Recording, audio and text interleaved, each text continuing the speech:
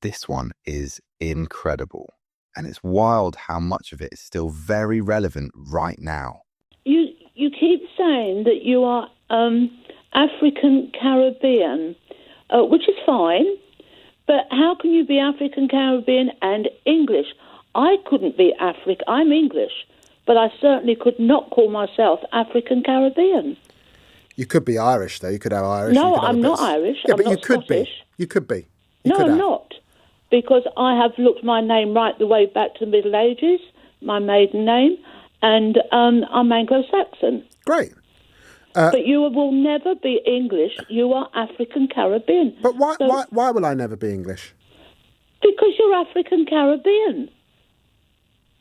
Look, I can't say to you. At what point? What about my kids? What are my kids? What are my kids? I can't say I'm African Caribbean. What? Yeah, but the truth is, Jean, just a little bit of history on this. Britain, 400 years ago, started going out into the world. It colonised and conquered a lot of the world. A lot of the world has ended up coming back to the mother country. My parents were part of that generation who came from the Caribbean. When I took a DNA test, I actually had Scottish in me, probably because as a result of that, someone somewhere, frankly, got their leg over with one of my ancestors, and I've got Scottish blood running through me. I've said that gently, but it could have been horrendous. Let's be clear about that. And here I am, having grown up in this country, have been born of this country, and actually, the truth is, it's a myth that there's one English ethnicity. There's not, because England has always been a country in which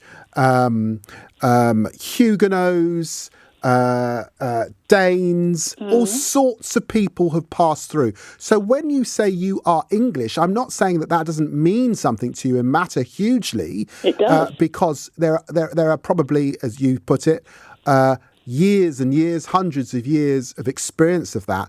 But it is to say that for me, the fact that I was born here and the fact that my sensibilities are English mean that I want to claim that heritage as well. Now, I'm very comfortable saying I'm British, Black British. Of course I am. And I'm very, very proud. No one could say I wasn't, because I talk about it all the time, about my Caribbean roots. And I know the Caribbean very well. But it's to say that I'm English. Sorry? What? You're British, but you're not English. Well, that's the point I think you're making, and I'm disagreeing with that. Tell me, what do you think? What do you think? If I was born in the Caribbean as a white person, I certainly wouldn't call myself. Yeah. Well, I'm afraid Caribbean. you obviously have you ever been to the Caribbean, Jean? I haven't. No, I haven't had the fortune. Well, then you probably don't realise that in countries like Barbados, there are significant white Caribbean populations who have been there for hundreds of years, and they are significantly more Caribbean than I am. Well, all Didn't I know can that, say did is you? the whole world is polluting everybody the way it's going. What's that phrase, polluting? It is. Why is it polluting, Jean? Because you are what you are. You are where you are born. But hang on, Jean. Your inheritance. It's your inheritance. Jean, I can tell that you are more senior than I am in age. So I want to be polite. No, don't do that. In this conversation. Well, that's how I was brought up, that you're polite to your seniors, Jean. But what I'm saying is the word pollution. Where's that word pollution come from? It's a very negative way. Well, I'm sorry for that, but it is negative. It's a negative way to describe the fact that people meet one another, they fall in love, they have kids, they move borders, sometimes through war, sometimes through economic reasons, and they become what they become when they are of that country. And just as you can be in America, and you can be African American, or you can be Italian American, or you can be Irish American, how is it that here in England you can only claim that Englishness effectively, Jean, if you are white? So I just listened to this call and I need to talk about it because this is one of those conversations where you're listening and you think it can't get worse, and then it gets worse, and then it gets worse again, because a woman named Jean has called into David Lammy's show to tell him, a black British man, born in this country, raised in this country, that he will never be English. And she says it with such casual certainty that it's almost more disturbing than if she'd been shouting about it. And let me just set the scene here. David Lammy is explaining, very patiently I might add, that he identifies as African, Caribbean and English, both at the same time, which, shouldn't be a controversial statement, but here we are. And Jean's position is essentially, no, you can't be both. You're African Caribbean. You will never be English. And when he asks why, her answer is just, because you're African Caribbean. That's it. That's the whole argument. It's circular logic that would make a philosophy professor weep. You can't be English because you're not English, because you're African Caribbean because you're not English. Round and round we go. Now what's interesting is Jean's basis for her own Englishness. She says she's traced her maiden name all the way back to the Middle Ages, Anglo-Saxon heritage. And good for her, genuinely. That's a cool thing to know about your family. But here's the problem. She's essentially saying that Englishness is a bloodline thing. It's genetic, it's ethnic. And if that's your definition, then you've just excluded millions of people who were born here, raised here, educated here, pay taxes here, contribute to society here, but happen to have parents or grandparents who came from somewhere else. And that's not a definition of nationality. That's a definition of race. And Jean either doesn't realize that or she does and she's fine with it. I honestly don't know which is worse. David handles this beautifully, by the way. He doesn't shout. He doesn't get angry. He gives her a history lesson. He explains that Britain spent 400 years going out into the world, colonizing and conquering, and that a lot of the world ended up coming back to the mother country. His parents were part of that generation from the Caribbean. He even took a DNA test and found Scottish in him, and he makes this point gently, but it's devastating. He says someone somewhere got their leg over with one of my ancestors, and then adds that he's saying it gently, but it could have been horrendous, because let's be real about what happened during colonialism. A lot of that racial mixing wasn't exactly consensual, so when people like Jean want to talk about pure bloodlines and who's really English, they might want to reckon with the fact that the British Empire created the very diversity they're now uncomfortable with.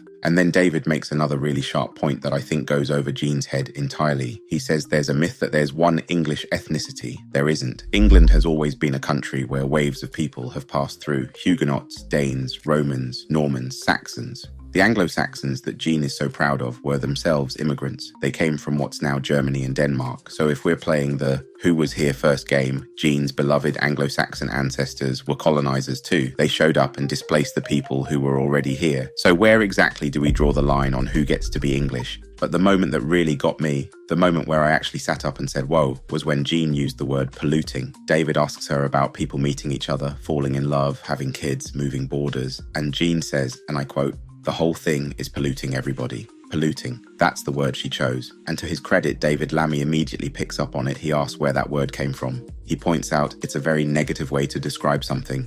And Jean doubles down. She says, but it is negative.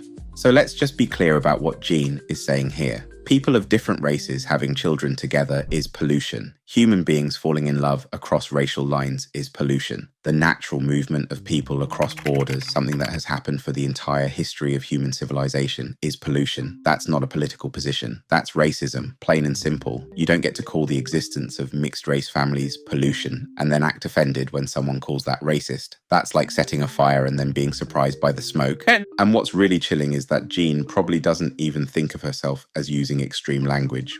That word, polluting, it didn't slip out by accident. She wasn't flustered. She wasn't backed into a corner. She said it calmly and deliberately. And when David flagged it, she didn't backtrack. She didn't say, oh, I didn't mean it like that. She confirmed it. That tells you this isn't some heated outburst she'd regret later. This is a deeply held worldview. This is what she actually believes, sitting in her living room, calling into a radio show, comfortable enough to say it out loud to a black man on national radio. And that's the thing people need to understand about how racism actually operates in this country. It's not always skinheads and burning crosses. Sometimes it's a polite older woman who traces her lineage to the Middle Ages and genuinely believes that mixed race families are a form of contamination. And she doesn't even flinch when she says it. And then David delivers what I think is the knockout blow, even though Jean probably didn't feel it land. He asks her if she's ever been to the Caribbean. She says no, and he tells her that in countries like Barbados, there are significant white populations who have been there for hundreds of years, and they are significantly more Caribbean than he is. So by Jean's own logic, those white Barbadians shouldn't be able to call themselves Caribbean either, right? But we all know Jean wouldn't make that argument Because this was never about geography or culture or heritage. It was always about skin color. It was always about the fact that Jean looks at David Lammy and she doesn't see an Englishman.